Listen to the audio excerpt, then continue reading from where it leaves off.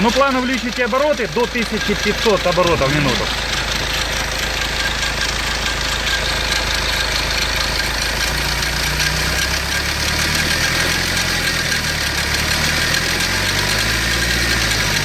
Оп, хорош.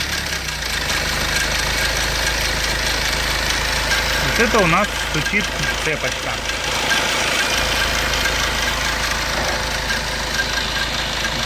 Все, глушите.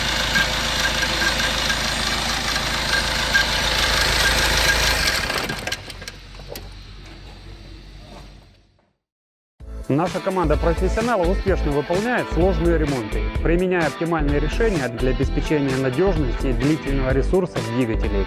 Если вы хотите получать каждую неделю новые видео об особенностях ремонта двигателей и топливной аппаратуры на СТО Ковш, подписывайтесь на наш канал.